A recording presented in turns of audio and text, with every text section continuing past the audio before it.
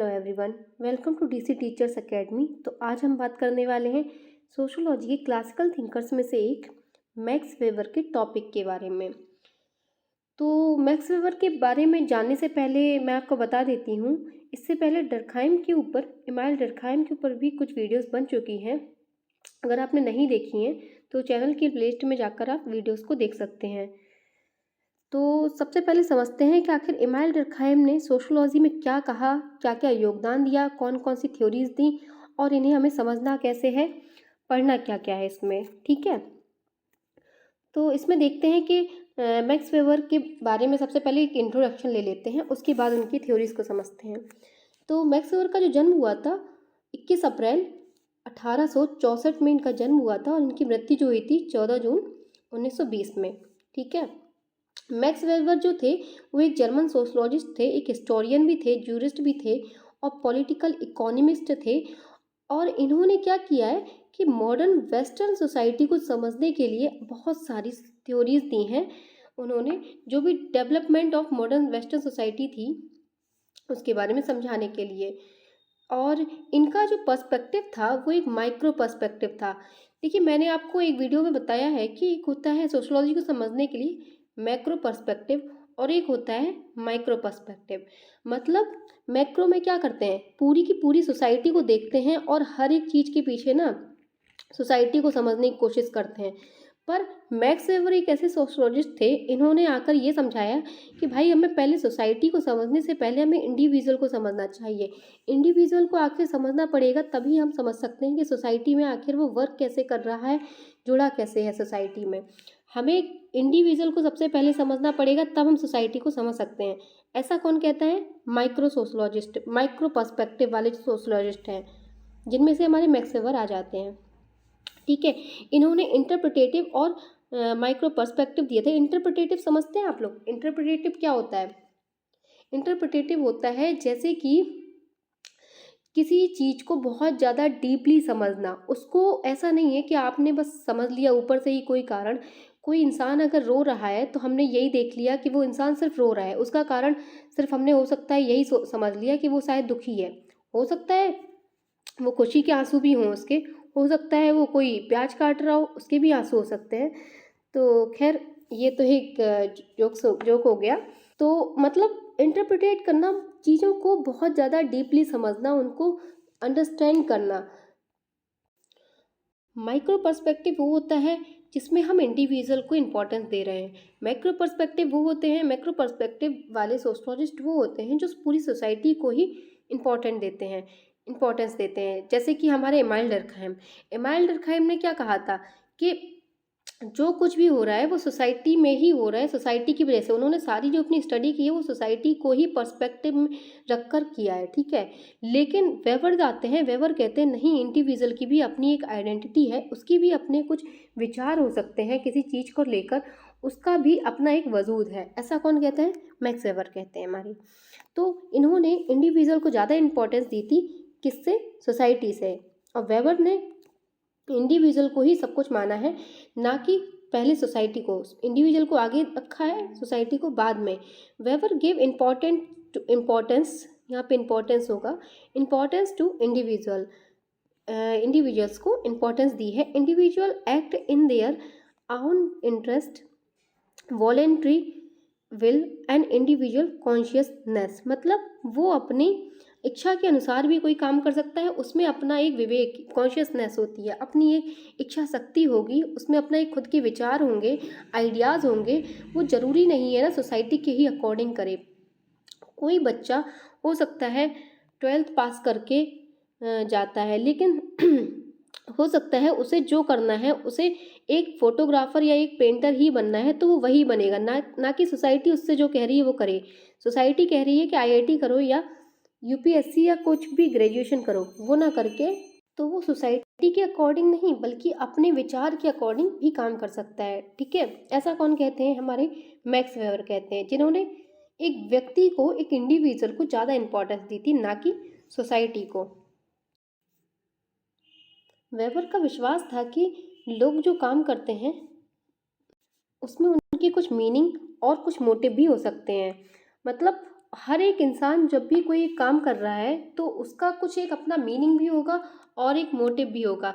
आप अगर तैयारी कर रहे हैं कल को कोई गवर्नमेंट एग्ज़ाम के लिए, तो आपका उसका एक मीनिंग भी होगा और एक मोटिव भी होगा। सिर्फ जॉब पाना ही सब कुछ नहीं होता है, इसमें आपकी कुछ मोटिवेशन भी होती है, कुछ मीनिंग भी होती हैं। तो इन सब चीज़ों को समझने के लिए एक मेथोडोलॉजी दी थी, वो उसका नाम जो दिया था वेबर ने, वो है वर्स्टीहेन। वर्स्टीहेन जो है एक जर्मन वर्ड है, जर्मन वर्ड वर्स्टीहेन। इसका जो नाम है जर्मन में ही पड़ा है, लेकिन इसका जो अर्थ होता है वो है अंडरस्टैंडिंग या फिर इंटरप्रेट करना, डीप अंडरस्टैंडिंग, कॉम्प्रीहेंड करना, जिसको समझना। ठीक है, अंदर से जिस चीज़ को समझना, to understand, to comprehend, to understanding individual, deep understanding. ठीक है, इसका मतलब होता है वेस्टीहेन का। He believe that sociologist should not just study a group of people but also try to gain an empathetic understanding for the individuals in that group.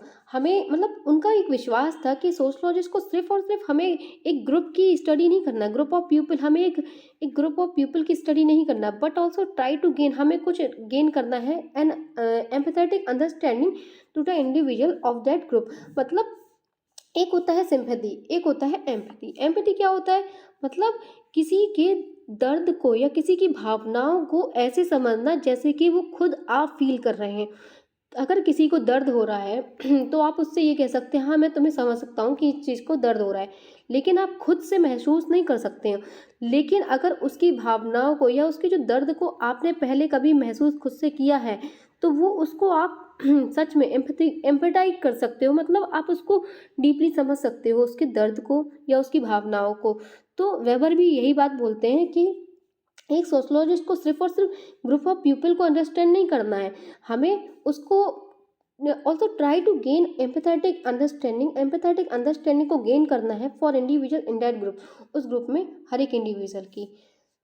तो समझते हैं कि इस टॉपिक में हमें क्या क्या कवर करना है, क्या क्या देखेंगे हम अभी, ये देखते हैं यहाँ पर। तो introduction of max weber. Max weber का इंट्रोडक्शन, छोटा सा इंट्रोडक्शन तो ऊपर हो ही चुका है इसमें, और जो कुछ भी टर्म्स आएंगे उनको मैं बता दूंगी आपको बाद में। सोशल एक्शन की थ्योरी है इनकी, और आइडल टैप के बारे में बात की है, ब्यूरोक्रेसी के बारे में, अथॉरिटी के बारे में, और Protestant ethic and the spirit of Caplin, इसके बारे में भी बात की है। आयरन केज और कुछ इंपॉर्टेंट बुक्स, इसके बारे में बात करेंगे। तो आज हम बात करेंगे सोशल एक्शन के बारे में। सोशल एक्शन में आखिर क्या कहा है वेबर ने, और सोशल एक्शन क्या होता है। तो सोशल एक्शन जैसा कि इसके नाम से ही समझ में आ रहा है, सोशल एक्शन यानी कि सोसाइटी से जुड़ा हुआ कोई एक्शन।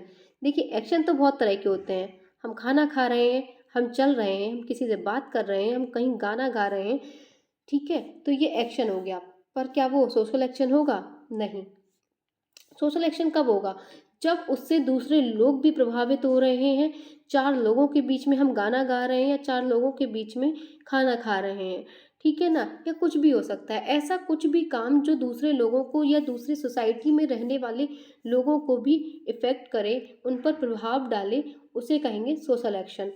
ठीक है, मैक्स वेबर का जन्म और स्थान तो हमने पढ़ ही लिया है कि जर्मनी के ये सोशोलॉजिस्ट हैं, और इनका जो जन्म हुआ था 1964 में, मृत्यु 1920 में हुई थी। Social action theory was originally developed by social theorist max weber. Max weber ने सोशल एक्शन की थ्योरी दी थी, और the basic concept was primary developed in the non positivistic theory of max weber. Non positivistic क्या होता है, यहाँ पे एक वर्ड आया है। नॉन पॉजिटिविस्टिक वो होते हैं जो कि साइंस के नज़रिए से नहीं देखते हैं चीज़ों को। साइंस के नज़रिए से कैसे देखना, जैसे कि इमाइल डर्कहाइम, हमारे डर्कहाइम क्या कहते थे कि हमें चीज़ों को साइंस के नज़रिए से देखना है, हमें ऑब्जर्व करना है, रूल्स बनाने हैं, कुछ सोशल फैक्ट बनाने हैं, उससे सोसाइटी को समझना है। पर नॉन पॉजिटिविस्ट क्या कहते हैं, ऐसे नहीं समझना है सोसाइटी को। सोसाइटी को समझने के लिए हमें उसको डीपली समझना होगा, इंटरप्रेट करना होगा। हर एक एक्टर या फिर हर एक इंडिविजुअल की अपनी कुछ मीनिंग होती हैं, अपने कुछ मोटिव होते हैं, उनको समझना होगा सबसे पहले। ऐसा कहते हैं हमारे मैक्स वेबर, जो कि एक नॉन पॉजिटिविस्ट है। ठीक है, to observe how human behaviour relate to cause and effect in the social realm. किसको ऑब्जर्व करना? ह्यूमन बिहेवियर को, और उसका कॉज कारण क्या है, प्रभाव क्या पड़ रहा है इन द सोशल रियल्म, एक सामाजिक क्षेत्र में। वेबर के according sociology is the study of society and behaviour. किसकी? सोसाइटी और बिहेवियर की स्टडी करना सोशोलॉजी है। And must therefore look at the heart of the interaction, और इंटरेक्शन को समझना। इंटरेक्शन क्या होता है? दो लोग, मान लीजिए हम सोसाइटी में रह रहे हैं, सोसाइटी में हम अकेले तो नहीं रह रहे हैं ना, इंडिविजुअल अगर रह रहा है तो उसके साथ में चार लोगों से बात भी हो रही है उसकी, चार लोगों से झगड़े भी हो रहे हैं, चार लोगों से उसका इंटरेक्शन भी हो रहा है। ठीक है, उस इंटरेक्शन को समझना और सोसाइटी में लोगों के बिहेवियर को समझना, उसकी स्टडी करना सोशोलॉजी है। किसके अकॉर्डिंग? वेबर के अकॉर्डिंग। वेबर ऐसा कहते हैं। ठीक है, वेबर कहते हैं कि max weber believed that it was social action, ये सोशल एक्शन ही है, that should be the focus of study in the sociology. हमें सोशल एक्शन को ही समझना पड़ेगा, सबसे पहले इसकी स्टडी करना पड़ेगा सोशोलॉजी में, क्योंकि सोशल एक्शन को अगर हमने समझ लिया, सोशल एक्शन यानी कि सोसाइटी में जो एक्शन कर रहे हैं लोग, उस एक्शन को ही अगर हमने समझ लिया तो सोसाइटी को भी समझ जाएंगे। Social action was an action carried out an individual to which an individual attached an meaning. मतलब सोशल एक्शन एक ऐसा एक्शन है जिसमें इंडिविजुअल एक मीनिंग भी अटैच किए हुए है। हम कोई भी काम कर रहे हैं वो सोसाइटी को ध्यान में रखकर ही करते हैं। अक्सर ऐसा तो है ही कि अगर मैं यहाँ पढ़ा रही हूँ, इसमें वीडियो में आपको कुछ समझाने की कोशिश कर रही हूँ या यहाँ पे चीज़ों को अंडरलाइन कर रही हूँ, तो वो क्यों कर रही हूँ? जिससे कि इसमें एक मीनिंग अटैच हो, जिससे कि आप इस चीज़ को समझ पाएँ। आपको समझाने के लिए, आपको प्रभावित करने के लिए मैं ये चीज़ समझा रही हूँ। अकेले तो ऐसा है नहीं कि मैं अकेले में ही ऐसे बस अब खुद को ही पढ़ाने में लगी हूँ, ऐसा तो है नहीं ना। आप इस चीज़ को समझ पाएँ। अंडरलाइन कर रही हूँ यहाँ पे, अगर मैंने बोल्ड कलर में या फिर कुछ बोल्ड लेटर्स में कुछ लिखा हुआ है तो उस चीज़ को समझ सकें आप, जिससे कि उसको हाईलाइट किया, उससे एक मीनिंग अटैच है इस वजह से। ठीक है, अगर मैं कोई क्वेश्चंस लिख कर देती हूँ और उसमें मान लीजिए कुछ क्वेश्चंस में टिक लगा देती हूँ कि ये क्वेश्चन जो है इंपॉर्टेंट है, इनको पढ़ लीजिए, तो उसमें क्या एक मीनिंग अटैच हो गया, एक अलग से हाईलाइट हो गए, वो सोशल एक्शन हो गया, वो आपके लिए, क्योंकि मैं आपको समझाना चाह रही थी, तो एक मीनिंग अटैच की मैंने उसमें। बॉटम अप अप्रोच इन्होंने अपनाई थी। बॉटम अप्रोच क्या मतलब? बॉटम टू अप, मतलब पहले आप नीचे से कोई चीज़ को समझते हैं, फिर आप उसमें ऊपर तक जाते हैं। मतलब कि जैसे कि पहले आप इंडिविजुअल को समझते हैं, उसके एक्शन को समझते हैं, तब हम सोसाइटी को समझ लेंगे, क्योंकि इंडिविजुअल से ही हमारी सोसाइटी बनी है। अकेले सोसाइटी तो ऐसे बन नहीं गई, सोसाइटी में चार लोग रहते हैं और उन चार लोगों को ही समझना हमारे लिए ज़रूरी है, ऐसा कहते हैं हमारे वेबर। वेबर ने जो है बॉटम अप अप्रोच अपनाई थी। इन्होंने सोशल एक्शन के बारे में किस बुक में दिया था? ये बुक का नाम है, ये इंपॉर्टेंट है, याद रखिए, अक्सर एग्जाम्स में पूछ लिया जाता है, मेथोडोलॉजी ऑफ सोशल साइंसेस। इनकी बुक है, इसमें इन्होंने सोशल एक्शन के बारे में बताया था। मतलब हम लोग कह सकते हैं कि कुछ मीनिंग अटैच होती है, जैसे कि इंपॉर्टेंट, मान लीजिए मैं टिक लगा रही हूँ या अंडरलाइन कर रही हूँ, हेडलाइन कर रही हूँ, या कुछ मान लीजिए किसी बच्चे की कॉपी चेक करके मैं उसमें गुड दे दूँ या एक्सीलेंट दे दूँ या स्टार बनाकर दे दूँ, तो ये क्या है? एक मीनिंग अटैच हो गई मेरी। ठीक है, इस चीज़ को हमें समझना है, आखिर मैंने स्टार क्यों दिया? मान लीजिए 5 स्टार की जगह 2 स्टार क्यों दिए? जिससे कि एक मीनिंग अटैच थी। हो सकता है उसका जो काम हो वो एवरेज हो, इसलिए मैंने उसको 2 स्टार दिए। ठीक है, रेटिंग रेटिंग भी इसी में ही आ जाती है। मान लीजिए 5 मार्क्स देने थे या 5 स्टार देने थे, उसमें से 2 स्टार दिए, इस तरह से। ओरिएंटेड टुवार्ड्स अदर, मतलब दूसरों के प्रति ओरिएंटेड होते हैं। अगर हम कोई गाना गा रहे हैं तो अगर किसी बंद कमरे में बैठकर मैं गाना गाने लगूं, यहाँ पर गाना गाने लगूं, चिल्लाने लगूं, तो कौन सुनेगा? कोई नहीं। लेकिन अगर वही मैं चार लोगों के बीच या अपने मोहल्ले में जाकर, गली में जाकर गाना गाने लगूं या एक वीडियो बनाकर अपलोड कर देती हूँ, तो उसमें क्या होगा? वो लोगों के लिए, लोगों के पास पहुंचेगा, लोगों तक जाएगा, वो सोसाइटी में जाएगा, तो ये मेरा एक सोशल एक्शन हो जाएगा।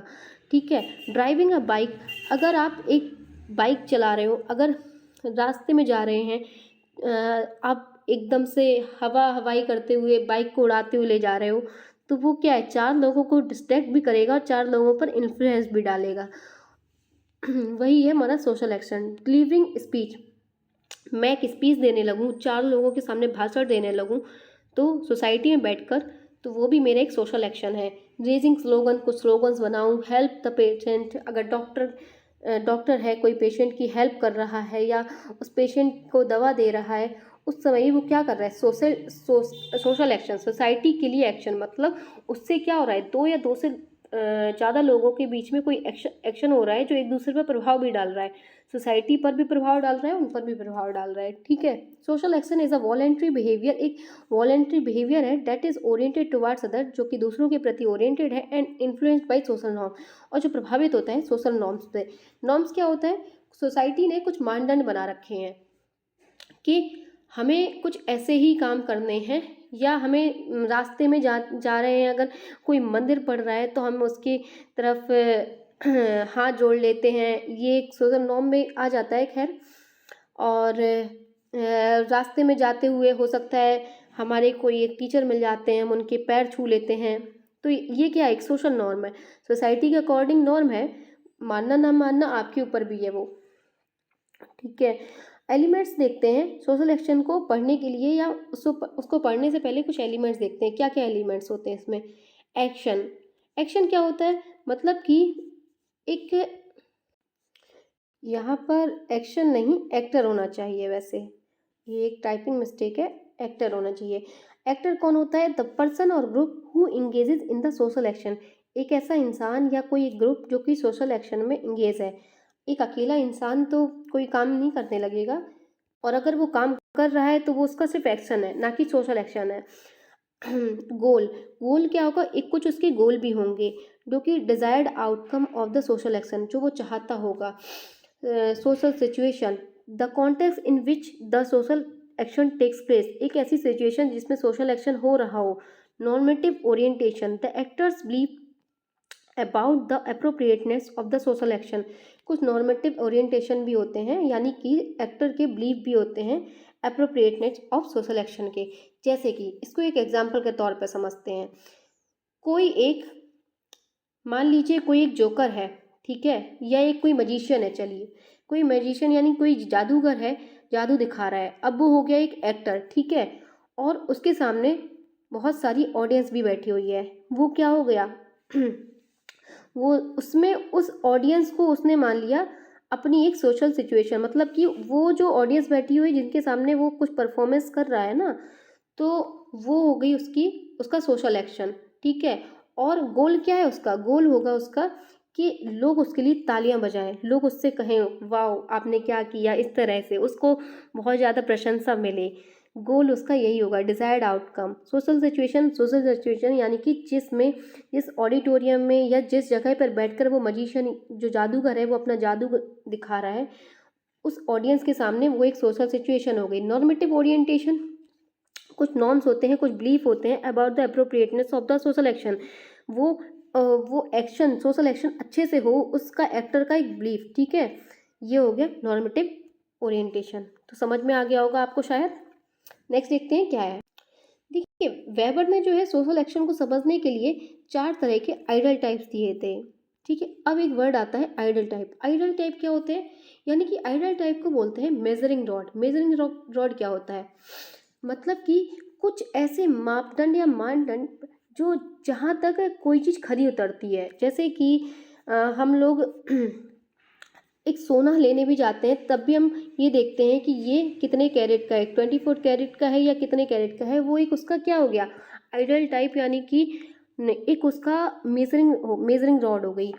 या एक कोई भी गवर्नमेंट एग्ज़ाम में अगर फॉर्म भरना है, गवर्नमेंट एग्ज़ाम के लिए फॉर्म भरना होता है तो उसमें कुछ क्वालिफिकेशंस होती हैं, वो क्वालिफिकेशन क्या हो गई उसकी, मेजरिंग रॉड, यानी कि आइडल टाइप की इतनी तो होनी ही चाहिए। ठीक है।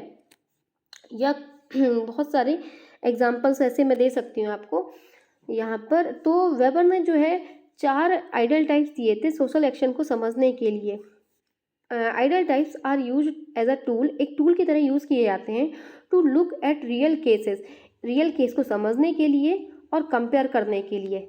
अगर कंपेयर एनालिसिस करने की बात आती है ना, तो वेबर ने ये किया था। कैसे किया था, क्योंकि इन्होंने आइडल टाइप्स देख दिए थे, कुछ आइडल टाइप्स देखकर इन्होंने ये समझा था कि चीज़ें उतनी होती हैं या नहीं होती हैं। ठीक, कंपेयरिंग किया था, compares them to the ideal types to see where they fall, और कहाँ तक वो चीज़ें हैं।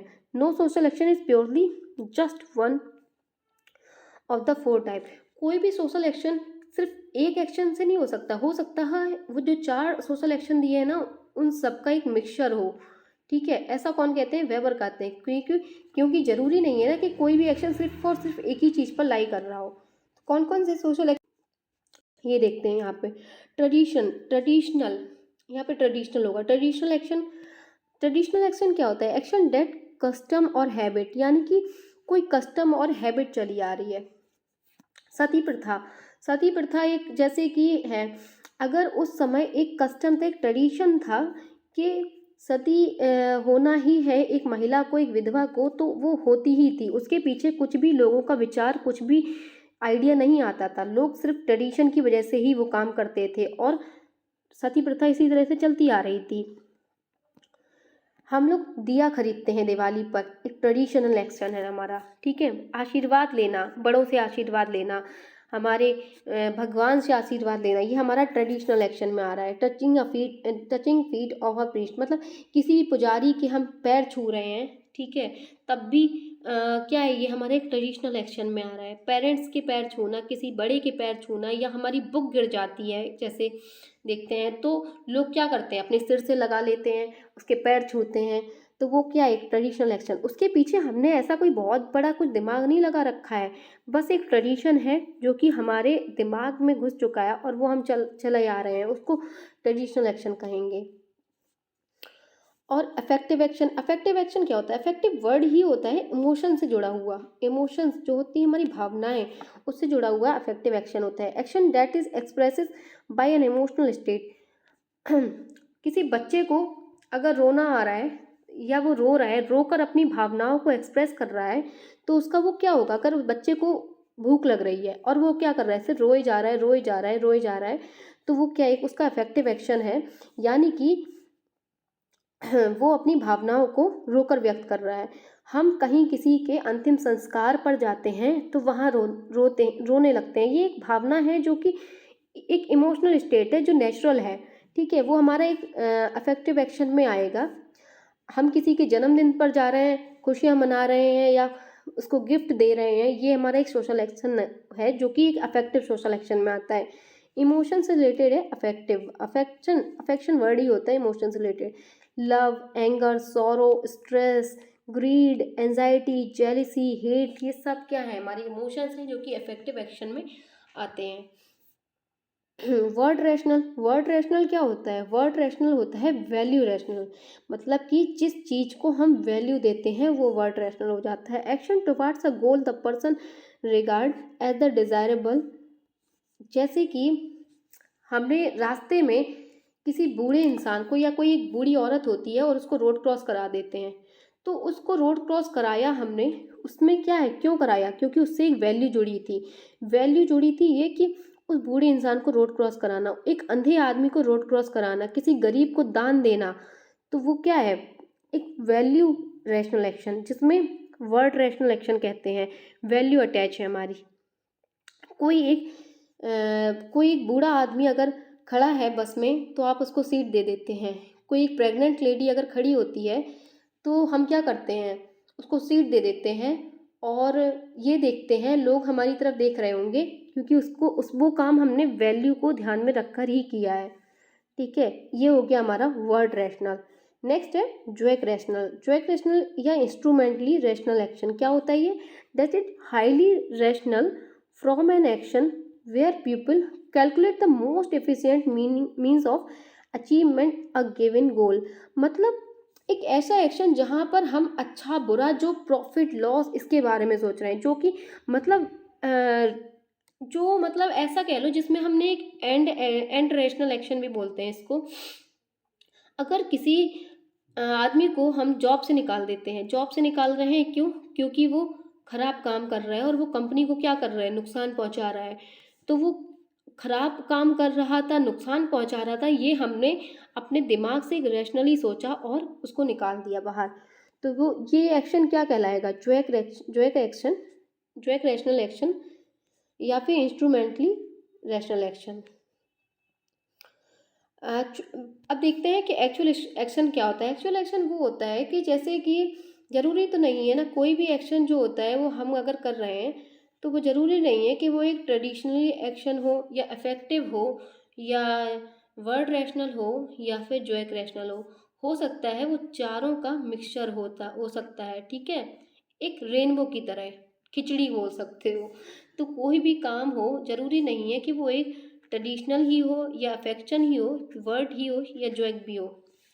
हम किसी चीज़ की किसी भी गवर्नमेंट एग्ज़ाम की तैयारी कर रहे हैं तो वो ज़रूरी तो नहीं है ना एक ट्रेडिशनल भी उसमें हो सकता है हमारे ट्रेडिशन भी जुड़े हों, हो सकता है उस बच्चे के पूर्वज जो हों वो कभी कोई ब्यूरोक्रेट रह चुके हों, अफेक्शन यानी कि उसकी कुछ भावनाएं भी जुड़ी हों उस एग्ज़ाम को लेकर, उस पेपर को लेकर कि मुझे ये पेपर क्रैक करना है, या यूपीएससी का पेपर है अगर तो यूपीएससी क्रैक करना है और एक अफसर बनना है। वर्ड रैशनल उसकी वैल्यूज़ भी अटैच है। अब वैल्यूज़ अटैच कैसे हो गई? अब उसको यूपीएससी क्रैक तो करना है, ये तो है नहीं कि वो जाकर नकल करने लगेगा या किसी को घूस देकर अफसर बन जाएगा, ऐसा तो नहीं है ना।